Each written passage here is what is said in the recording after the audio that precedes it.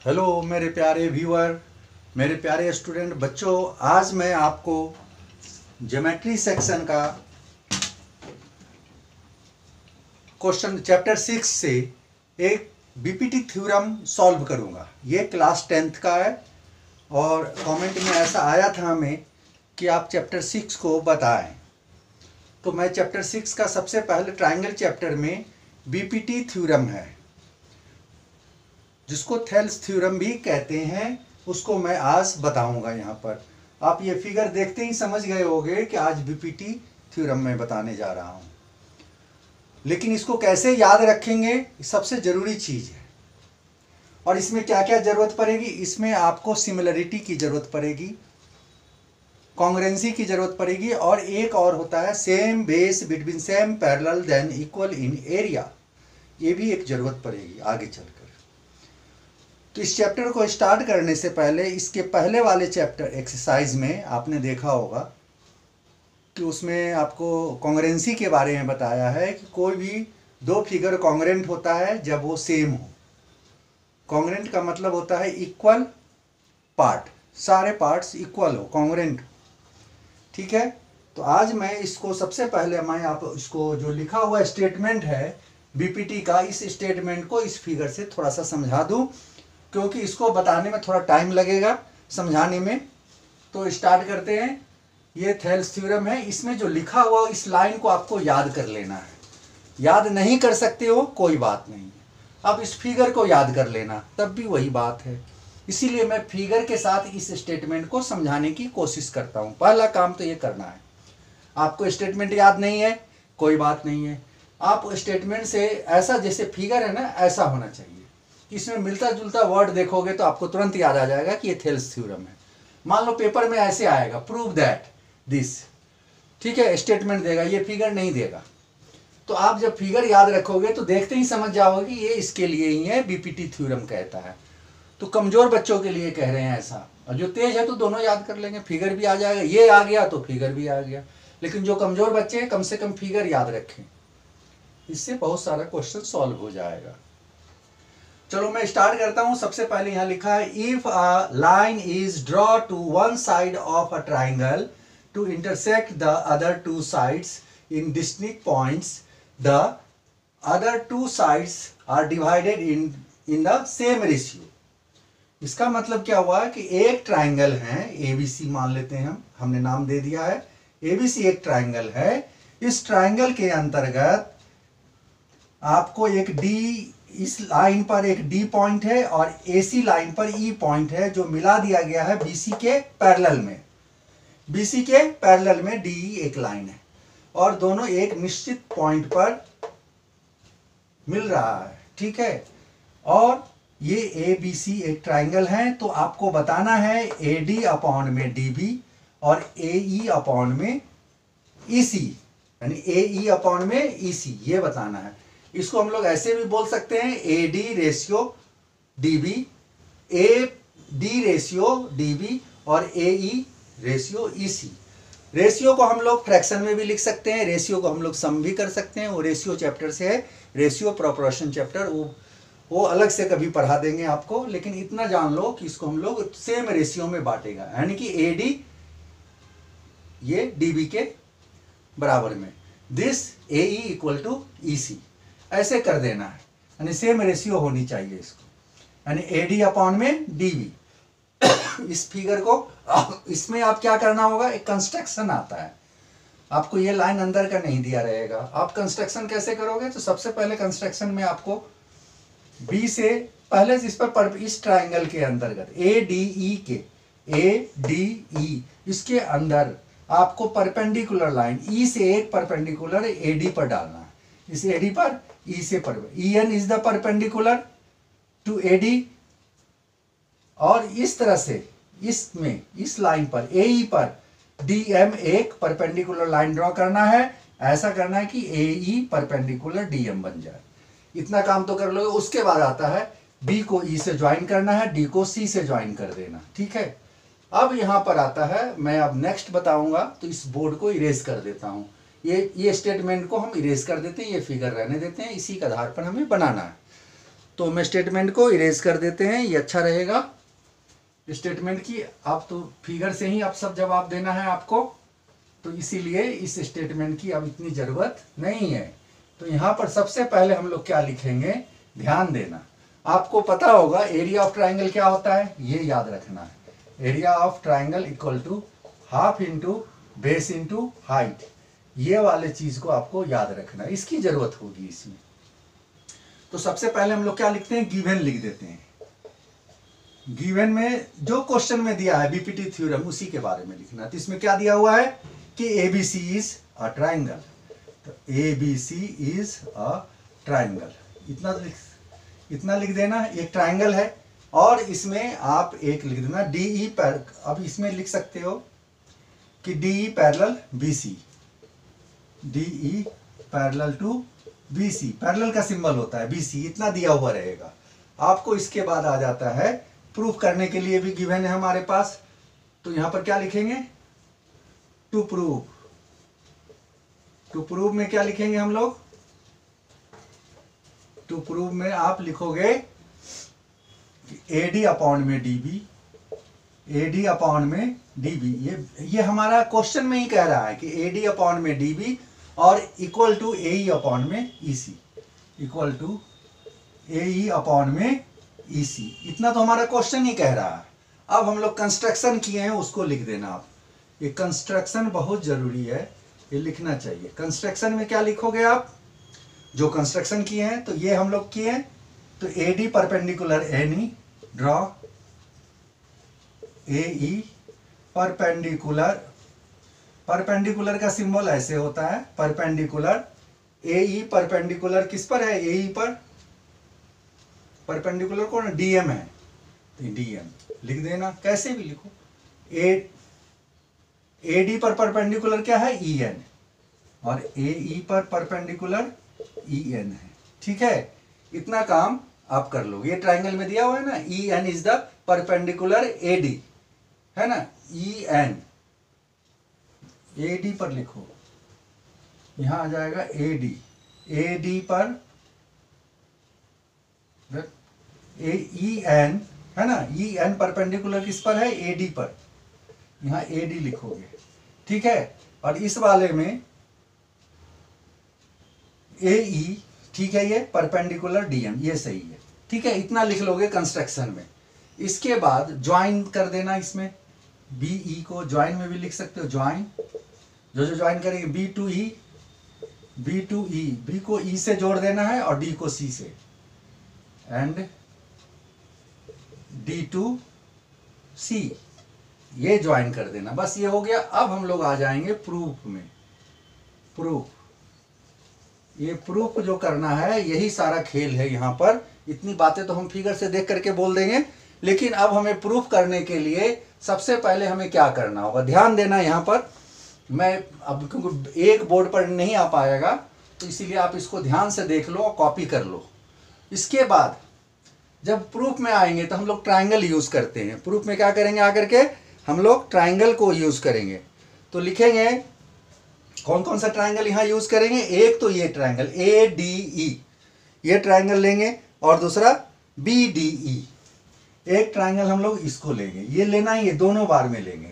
एक ADE, ये triangle है, और दूसरा ट्राइंगल क्या हो जाएगा, BDE, यानी कि ये ट्राइंगल, देख रहे हो, यहां से यहां ऐसे। अब मैं अभी डार्क कर देता हूं इसको, तो याद रहेगा, ये ट्राइंगल, ठीक है। एक ये वाला ट्राइंगल, एक ये वाला ट्राइंगल में यूज करेंगे। कौन सा फॉर्मूला, ये फॉर्मूला को यूज करेंगे। तो कर देते हैं, यहां लिख देना आप, एरिया ऑफ ट्राइंगल ADE, है ना, ऐसे लिखना, इजी बता रहा हूं आपको। और अपॉन में कर देना, क्यों, रेशियो में, सेम रेशियो में कह रहा था, इस ट्राइंगल का रेशियो इस ट्राइंगल छोटे वाले BDE, है ना, अपॉन में एरिया ट्राइंगल BDE, ठीक है, ऐसे लिख दोगे, इक्वल टू। अब यहां पर हमें फॉर्मूला ADE के लिए, ट्राइंगल का एरिया क्या होता है, हाफ होता है, ये तो होता है, सबको पता है। और बेस मल्टीप्लाई इसमें, अब देखो ADE में बेस कौन सा होगा, इसमें बेस AD होगा, है ना, और हाइट ये हो जाएगा EN, तो यहां लिखेंगे AD मल्टीप्लाई EN। ठीक है, अब दूसरे ट्राइंगल जब हम इसको यूज करेंगे, है ना, इस ट्राइंगल को, इसका हाइट कौन सा हो जाएगा, ये हो जाएगा EN और बेस DB। यहाँ लिखेंगे हाफ इंटू बेस क्या है BD कर दो इंटू EN। समझ गए, इतना काम करना है। अब इसमें से देखो सेम है, EN और EN कैंसल, हाफ और हाफ कैंसल, बच गया AD बाई BD। तो यहाँ लिख देना आप AD बाई BD, इतना लिख सकते हो। ये इक्वेशन 1 मान लेना इसको, है ना। ये चीज आ गया AD बाई BD, ये प्रूफ हो गया यहाँ कि एरिया है, कट जाएंगे ऐसे हो जाएगा, इक्वल है सेम रेशियो में। इस चीज के लिए हम लोग एक ट्राइंगल इसको यूज किए हैं, है ना, और पूरे वाले ट्राइंगल इसका पूरा किए। अब ठीक इसके अपोजिट में जाएंगे, इस साइड से ये पूरे ट्राइंगल और ये वाला जो ट्राइंगल बन रहा है, यहां से देखो CDE, ये ट्राइंगल जो है ना CDE, इसको यूज करेंगे। ये वाले ट्राइंगल को लिख ऐसे डार्क कर देते हैं यहां तक, है ना, ये ट्राइंगल। अब याद रखना कि ये ट्राइंगल यूज करेंगे और ये ट्राइंगल को एरिया वाले फॉर्मूला पे ही करना है। तो अगेन यहां लिख देना, अगेन एरिया ऑफ ट्राइंगल क्या लिखेंगे पहले, area of triangle ADE upon में हो जाएगा area of triangle CDE, area of triangle CDE, इतना लिख देंगे। CDE मतलब ये वाला, ये ट्राइंगल और एक पूरे ट्राइंगल में फॉर्मूला वही रहेगा। एरिया ऑफ ट्राइंगल ADE क्या होगा, AD में ये बेस ले लेंगे आप, अब इधर बेस, इधर पहले लिए थे ना, अब इसमें ये बेस होगा तो ये हाइट हो जाएगा AD में। तो AE हाफ इंटू बेस क्या हो जाएगा AE मल्टीप्लाई ये हो जाएगा DM। ठीक है, और इस ट्राइंगल में नीचे हो जाएगा CDE के लिए, इस ट्राइंगल का बेस हो जाएगा ये, है ना, यहां से यहां तक EC इज द बेस। तो हाइट कौन सा होगा, इसका हाइट ये वाला होगा DM। क्यों होगा ऐसा, देखो ऑब्टूज एंगल ट्राइंगल बना लो तो इसका हाइट यहाँ साइड से ही लेते हैं ना, ये हाइट ऑल्टीट्यूड, इसीलिए हम लोग इसमें हाइट लेंगे ये वाले, ये लाइन जो देख रहे हैं ये हाइट में DM है। तो यहाँ लिखेंगे हाफ इंटू EC इंटू, और हाइट कौन सा हो जाएगा इसका DM। यहां पर भी सेम हाफ हाफ कैंसिल कर दोगे और DM कैंसिल, बच गया AE by EC, AE by EC। ठीक है, इसको इक्वेशन 2 मान लेंगे। अब हमारे पास एक तीसरा इक्वेशन बनाना है, इस चीज को आप ध्यान से देख लो, इसके बाद मैं बताता हूं कि ट्राइंगल में BDE और DEC और BDE का सेम बेस है। मुझे थोड़ा सा ऊपर से इरेज करना होगा, है ना, समझाने के लिए, नहीं तो आपको दिक्कत होगी। मैं ये गिवन प्रूफ हटा देता हूं यहां से। ठीक है, अब मैं देखो यहां पर ध्यान देना, लास्ट पॉइंट हमारा है कि ये दो ट्राइंगल जो हम लोग यूज किए हैं, ये वाले, इसमें बेस क्या होगा, ये इस ट्राइंगल का बेस इस ट्राइंगल का सेम है। आपने 9th में पढ़ा होगा कि same base between same parallel than equal in area, यानी दोनों का एरिया इक्वल कब होगा, एक थ्योरम है, same base between same parallel than equal in area, ये क्लास 9th में आपने पढ़ा है। तो यहां पर आपको लिखना होगा triangle BDE and triangle CDE are same base and between same parallel, same parallel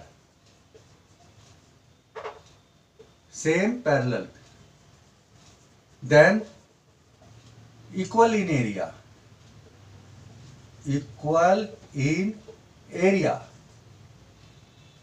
ठीक है, इसीलिए triangle BDE, area triangle BDE equal to area यहां पर ट्राइंगल CDE, ऐसा लिख देना। इसको हम लोग 3 मान लेते हैं। ठीक है, ये 3 बातों से प्रूफ हो जाता है कि जब same base same between same parallel हो तो इक्वल एरिया हो गया, यानी बेस सेम है, इसका इक्वल एरिया हो गया, तो this side equal to this side हो गया, दिस इक्वल टू दिस और दिस इक्वल टू दिस, यानी AD अपॉन में DB, AE अपॉन में EC। हमने तो ये पहले ही प्रूफ कर दिया था। अब ये same base between same parallel है तो ये बेस भी इक्वल हो गया, एरिया इक्वल हो गया, बेस की वजह से एरिया दोनों का इक्वल हो गया। तो यहां पर हमें ये प्रूफ हो गया कि DB और इसका इक्वल है, और ये क्योंकि एक एरिया थ्योरम होता है वो हटा दिया गया अब सिलेबस से, एरिया थ्योरम से भी हो जाता है, तो ये इक्वल हो गया, इसीलिए हम लोग लिख सकते हैं AD अपॉन में DB। तो आप ऐसा लिख देना लास्ट में, फ्रॉम इक्वेशन 1 and 2 and 3, यहां पर इसको इरेज कर देते हैं। देखो ध्यान से आप, इसी को बस हो गया, लास्ट है फ्रॉम इक्वेशन 1, 2 and 3, 1, 2, 3, इन तीनों से ये प्रूफ होता है कि AD अपॉन में BD equal to AE upon में EC। यही हमारा थेल्स थ्योरम था, ये सेम रेशियो में। तो इतनी बातें लिखनी हो, प्रूफ लिख देना आप, ये तो छोटा सा काम है, यहाँ प्रूफ हो गया, खत्म कहानी इसका। ये थेल्स थ्योरम यही है, आपको इतना ही याद रखना है, स्टेप बाय स्टेप चलोगे। यहाँ पर एरिया ऑफ ट्राइंगल यूज करना है दोनों के लिए, रेशियो में लिख देना। अब रेशियो नहीं पता है, रेशियो क्या होता है तो दिक्कत करेगा। आपको मैंने बहुत साधारण तरीका से सिंपल वे में समझा दिया। अब इस पर बहुत सारे क्वेश्चन आएंगे, और इसके एक बीपीटी के थेल्स थ्योरम के एक कन्वर्स भी है, वो बहुत इजी है। कन्वर्स में बस +1 कर देना और -1, दो तरीके से निकलेंगे। तो उसमें क्या होता है, कन्वर्स में AD अपॉन में BD और AC अपॉन में AE या EC कर दो, बन गया वो कन्वर्स। -1 करना, यहाँ पर -1, यहाँ पर -1 कर देना। वो मैं नेक्स्ट क्लास में आपको कन्वर्स छोटा सा बता दूंगा जब क्वेश्चन सॉल्व करूंगा तब। लेकिन यहाँ पर ये थ्योरम आप सीख जाते हो तो आपका 50 नहीं 60% क्वेश्चन तो ऐसे ही बना दोगे, थ्योरम से रिलेटेड क्वेश्चन है, ठीक है। और हो सकता है वो 80-90 पर चले जाओ, लेकिन ये थ्योरम को ढंग से समझ लेना पहले, क्योंकि रेशियो बीपीटी थ्योरम है। और एक ही बेचारे अब छोटा कर दिया 10th का सिलेबस, तो ये थ्योरम है, इसका सिमिलरिटी का एक थ्योरम होगा ट्राइंगल में, और उसके बाद आगे देखेंगे कॉन्ग्रुएंसी वगैरह हो या पाइथागोरस होगा थ्योरम में, एरिया से रिलेटेड थ्योरम हो तो वो भी मैं बता दूंगा, कोई दिक्कत नहीं है। लेकिन पहले आपको ये थ्योरम, न्यू सिलेबस में यही थ्योरम बहुत इंपॉर्टेंट है। इसके बाद एक सिमिलरिटी का थ्योरम, ये दो थ्योरम को आपको अच्छे से कर लेना है। ये है, ये हो जाने के बाद सिमिलरिटी इजी है, वो हो जाए। वो सिमिलर ट्राइंगल होता है, उसमें सिमिलरिटी कॉन्ग्रुएंसी काफ़ी मिलता जुलता होता है, तो दिक्कत नहीं होगा। तो आप ये थ्योरम समझ चुके होंगे, मैं आशा करता हूँ। और आप इसी तरह से वीडियो पे बने रहना। नेक्स्ट वीडियो में मैं इससे रिलेटेड क्वेश्चन बताऊंगा और converse of BPT Thales theorem बताऊंगा। तो आप इंतजार करना, 1 या 2 दिन के बाद मैं इसको बना करके चैनल पर डालूंगा। और जो बच्चे ने कमेंट में दिया था कि आप सर चैप्टर 6 को बताओ, या तो उसने मजाक किया हो या जो भी हो, कोई बात नहीं है। मेरा काम तो है यूट्यूब पर हर बच्चों को मदद करना, और ये थ्योरम को मैं दिया हूं, कोशिश करूंगा कि आपको समझ में आ गया होगा। तो मैं नेक्स्ट वीडियो में मिलता हूं कन्वर्स ऑफ बीपीटी के साथ और कुछ क्वेश्चन के साथ। Okay, thank you.